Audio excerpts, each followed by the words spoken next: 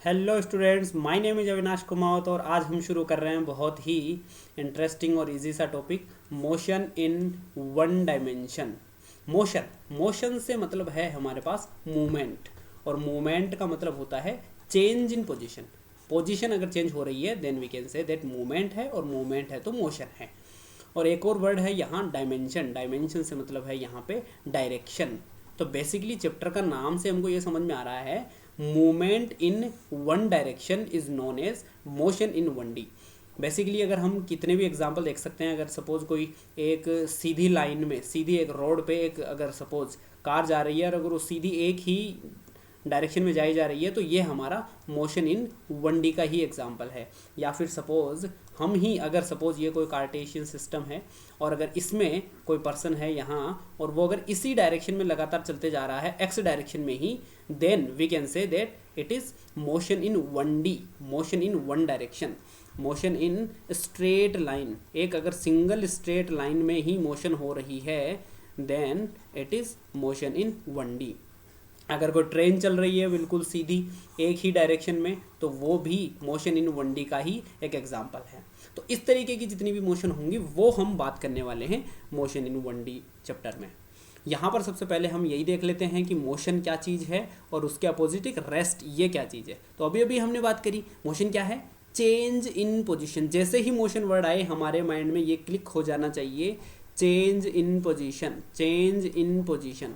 Motion word आते ही हमारे माइंड में क्लिक होना चाहिए change in position with time. Time के साथ अगर पोजीशन चेंज हो रही है then we can say that body is in motion. और अगर किसी तरीके की पोजीशन चेंज नहीं हो रही तो वो रेस्ट में हो जाएगा। No change in position, no change in position. अगर पोजीशन में चेंज नहीं है तो बॉडी रेस्ट में है, और अगर ये टाइम के साथ चेंज हो गया तो ये हमारा मोशन हो जाएगा।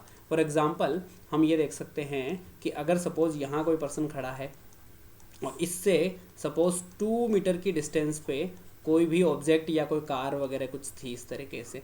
अब ये इसने जब देखा तो ये t=0 टाइम था। जब हमने देखा इसको t=1 सेकेंड पे तो कार सपोज यहाँ जा चुकी है, यहाँ से 2 मीटर और आगे जा चुकी है। तो बेसिकली पर्सन से पहले वो 2 मीटर की डिस्टेंस पे थी और अब वो 2 मीटर डिस्टेंस और आगे आ चुकी है, तो टोटल यहाँ से यहाँ तक की जो डिस्टेंस है वो तो 4 मीटर हो गई है। इसका मतलब कार की position with respect to man change हो गई है। और जैसे ही आप चेंज इन पोजीशन की बात बोलेंगे वैसे ही आप बोलेंगे कि कार आपकी मोशन में है। इसी तरीके से अगर सपोज इस पर्सन के पास में कोई पेड़ खड़ा है, पेड़ है किसी तरीके से कोई, और अगर वो पेड़ या कोई दूसरा अदर पर्सन है, अगर वो t=0 पे इससे 2 मीटर की डिस्टेंस पे है और अगर आपने t=1 सेकेंड पे देखा अब भी वो इतनी ही डिस्टेंस पे है, इसका मतलब इसकी पोजीशन में कोई चेंज नहीं आ रहा। और जब जब भी चेंज नहीं आएगा पोजीशन में we can say that body is at rest, और अगर पोजीशन में चेंज आया तो body is in motion. Simple words में हमको ये ध्यान रखना, मोशन मतलब change in position with time. तो जब जब भी हमारे पास पोजीशन के चेंज की बात आएगी हम मोशन को कंसिडर करेंगे। और इस पर्टिकुलर चैप्टर में हम टोटल 5 टॉपिक्स डिस्कस करने वाले हैं। And first one is distance, second is displacement. ये दोनों ही हमारे चेंज इन पोजीशन को ही एक्सप्लेन कर रहे होंगे। उसके अलावा अगर हम बात करें आगे तो इसमें थर्ड टॉपिक हम डिस्कस करेंगे speed, fourth is velocity and last one is acceleration. इनके बारे में भी आगे बातें करेंगे। तो फर्स्ट टॉपिक जो है वो हमको समझाएगा कि किसी भी तरीके से अगर किसी बॉडी के बीच में चेंज इन पोजीशन हो जाए तो वो डिस्टेंस कब होगा, डिस्प्लेसमेंट कब होगा।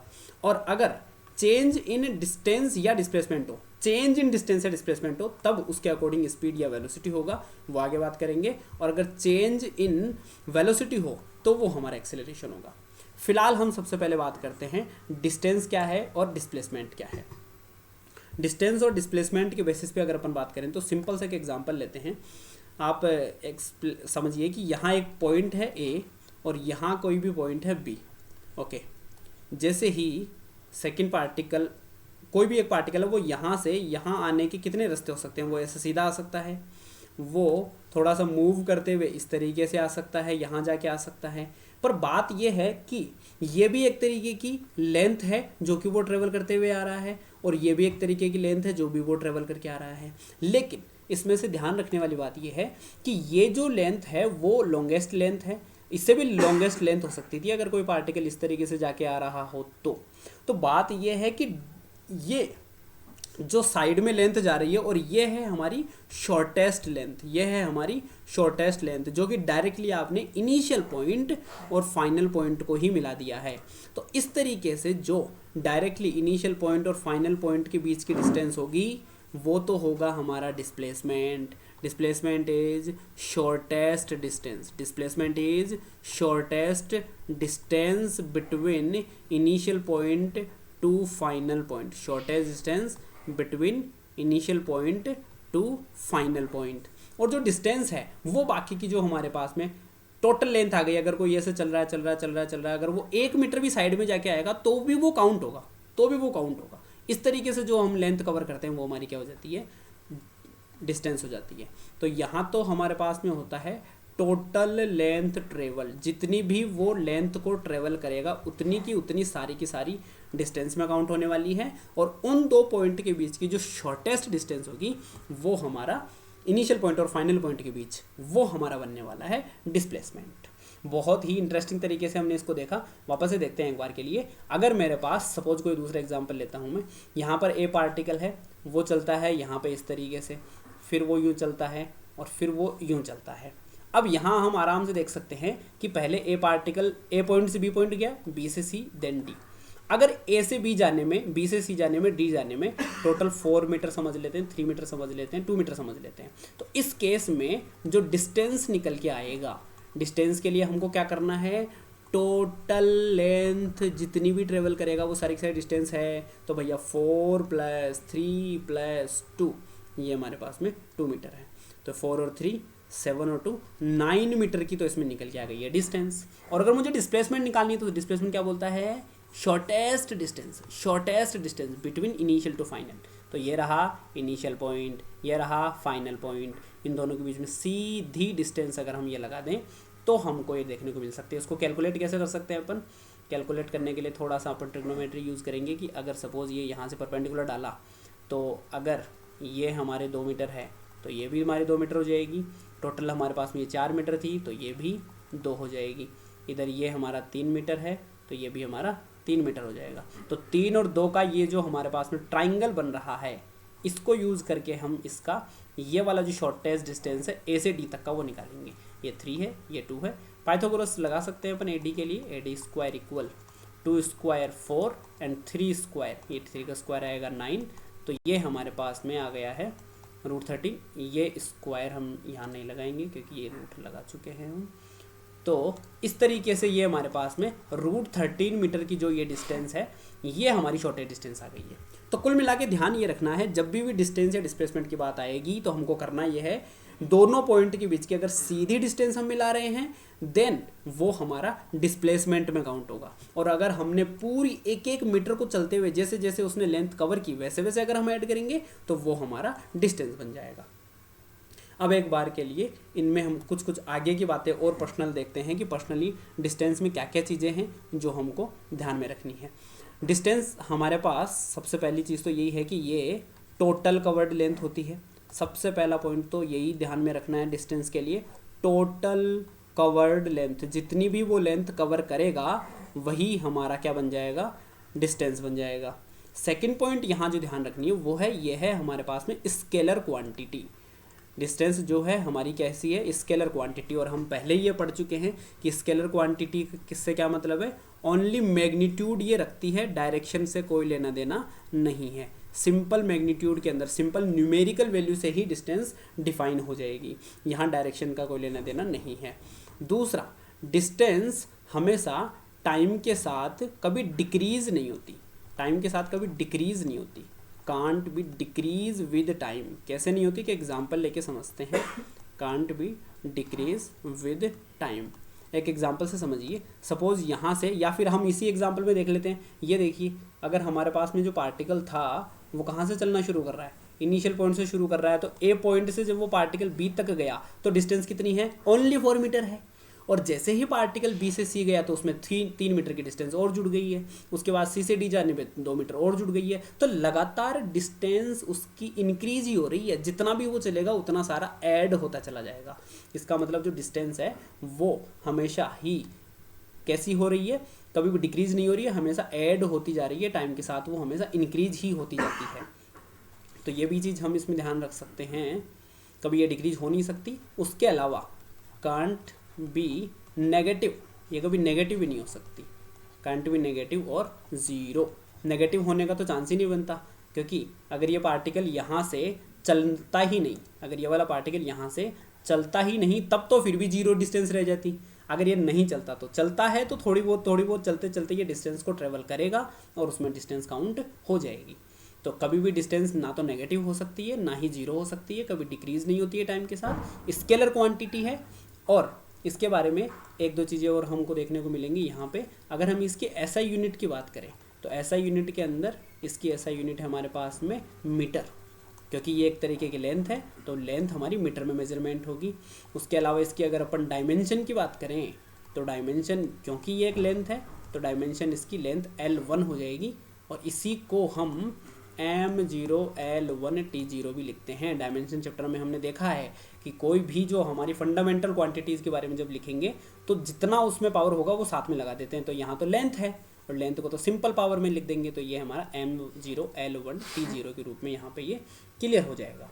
ये हमारी हो गई डिस्टेंस से रिलेटेड कुछ बातें। इसी तरीके की कुछ डिस्प्लेसमेंट से रिलेटेड भी बातें होंगी, तो वो अगर हम डिस्कस करें तो उसमें सबसे पहली तो यही बात है, वहाँ डिस्टेंस में क्या देखें, कंपेरेटिवली देखेंगे थोड़ा। यहाँ पर टोटल कवर्ड लेंथ था, डिस्टेंस में क्या है, टोटल कवर्ड लेंथ है।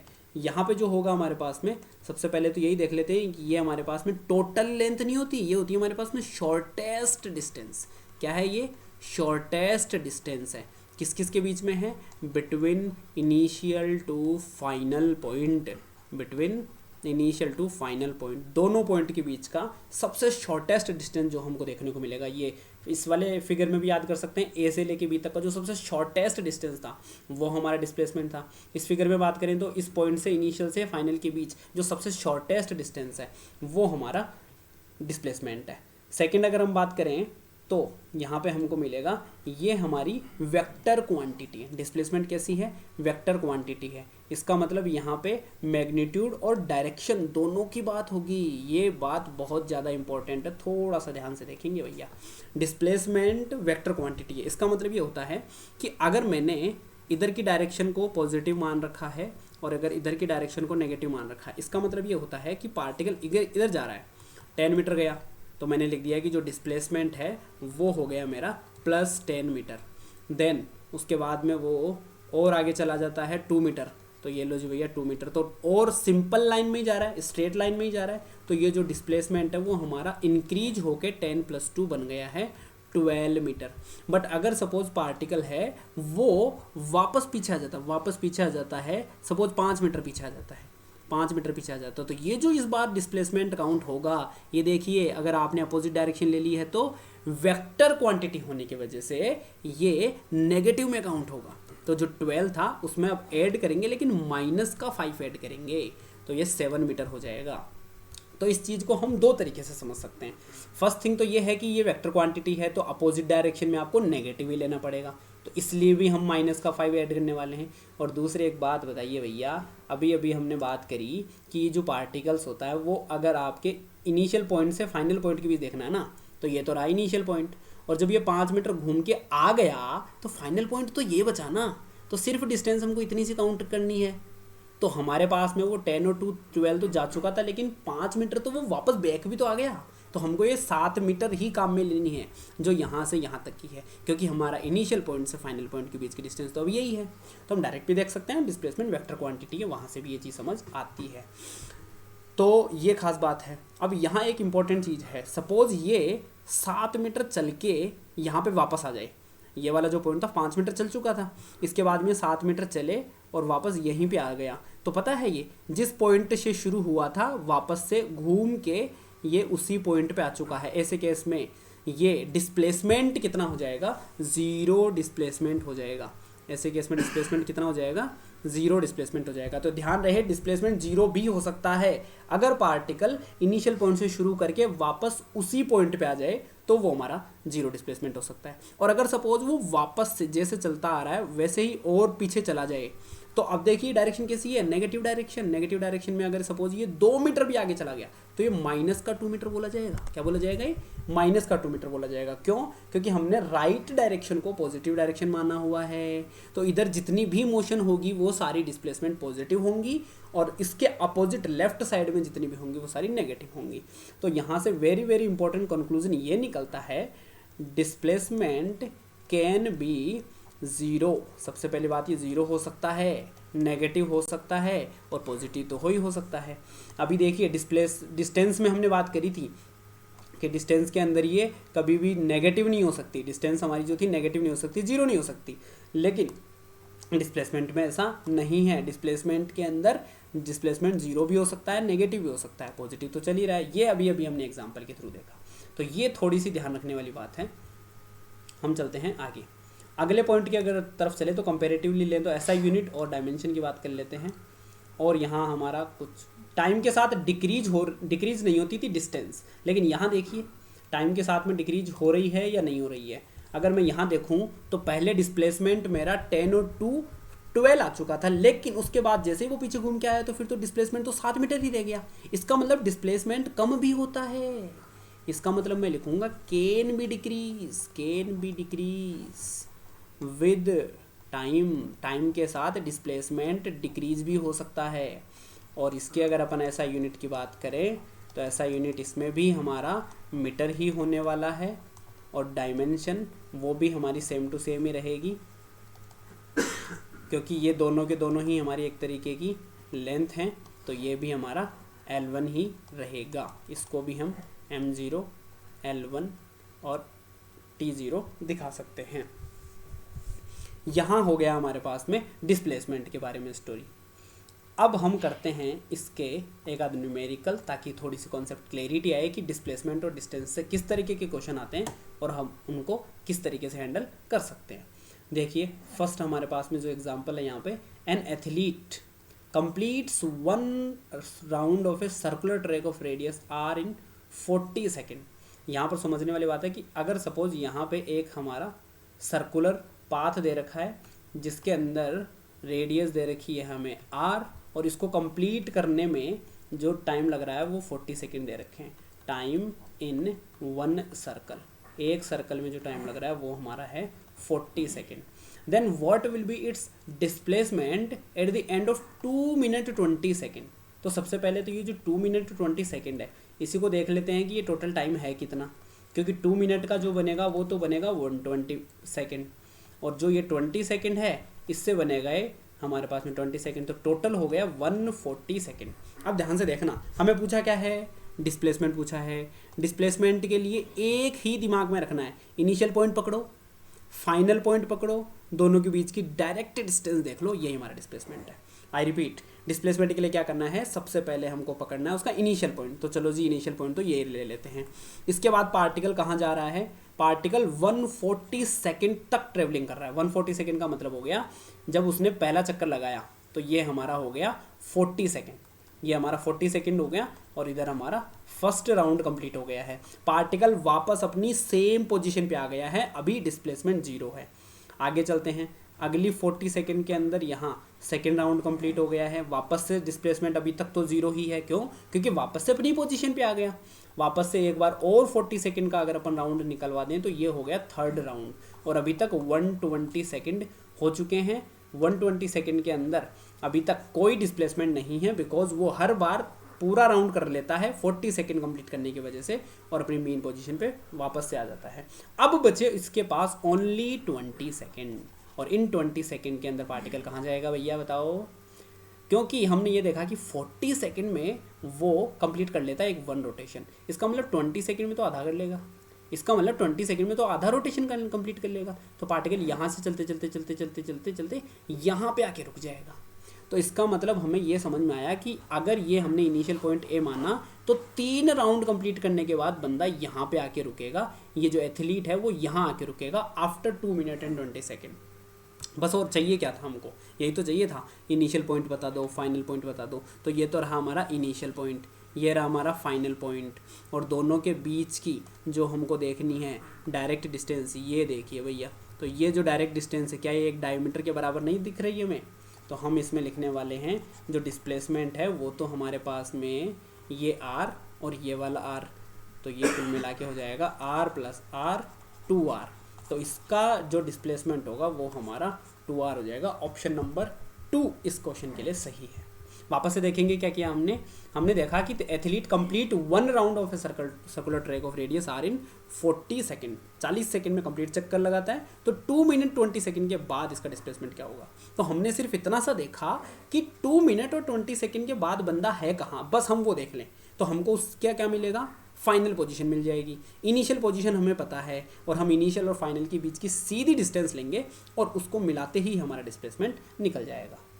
इसी तरीके का एक और हम क्वेश्चन ट्राई करते हैं। What is the ratio of distance to displacement when a particle moves from a point in a circle and stops at diametrically opposite end. ध्यान से देखेंगे, यहाँ पे भी क्या हो रहा है, एक पार्टिकल है वो सर्कल में मूव कर रहा है और डायमेट्रिकली अपोजिट एंड का मतलब होता है यहाँ पे शुरू किया तो वो चलते चलते चलते चलते चलते डायमीटर के दूसरे एंड पे उसने अपनी पार्टिकल की अपनी मोशन को स्टॉप कर लिया। ऐसे केस में हमसे पूछा क्या है, ratio of distance to displacement. तो एक काम करते हैं, सबसे पहले हम डिस्टेंस निकाल लेते हैं, फिर डिस्प्लेसमेंट निकाल लेते हैं और हमारा रेशियो निकाल लेंगे। तो डिस्टेंस के लिए तो सीधी सी बात है, पार्टिकल की पूरी लेंथ काम में लेनी है, पार्टिकल की पूरी लेंथ काम में लेनी है। तो एक बार इमेजिन कीजिए, अगर ये पार्टिकल आधा ना चल के पूरा चलता तो ये डिस्टेंस कितनी होने वाली थी, ये डिस्टेंस होने वाली थी 2πr। अगर पार्टिकल पूरा चलता तो ये डिस्टेंस कितनी होने वाली थी 2πr, बट ये तो आधा ही चल रहा है तो अपन भी आधा कर देते हैं। तो ये तो हुआ इसका डिस्टेंस, πr तो हो गया इसका डिस्टेंस। और डिस्प्लेसमेंट अभी अभी हमने निकाला, अगर कभी भी कोई पार्टिकल इतना चल रहा है और डायमेट्रिकली अपोजिट का मतलब हो गया केवल उसने सेमी सर्कल कंप्लीट किया है, एक डायमीटर के बराबर का, एक एंड पे डायमीटर का एक एंड और दूसरे एंड पे दूसरा एंड, वहाँ पे जाके उसने अपना मोशन स्टॉप कर दिया है। ऐसे केस में r प्लस आर ये हो गया हमारे पास में 2r का डिस्प्लेसमेंट। और अगर इनका रेशियो निकालना है हमको तो हम सिंपली डिस्टेंस अपॉन डिस्प्लेसमेंट करेंगे तो ये हो जाएगा πr और जो डिस्प्लेसमेंट है वो हो जाएगा हमारा 2r। और इन दोनों का अगर अपन रेशियो करें तो r से r कैंसिल हो जाएगा, π/2 ये इसका हमारा आंसर निकल के आ जाएगा। तो ये था हमारे पास में डिस्टेंस और डिस्प्लेसमेंट से रिलेटेड कुछ क्वेश्चंस। आई होप आज की क्लास आपको समझ आई होगी। आज की क्लास के लिए इतना ही, थैंक यू।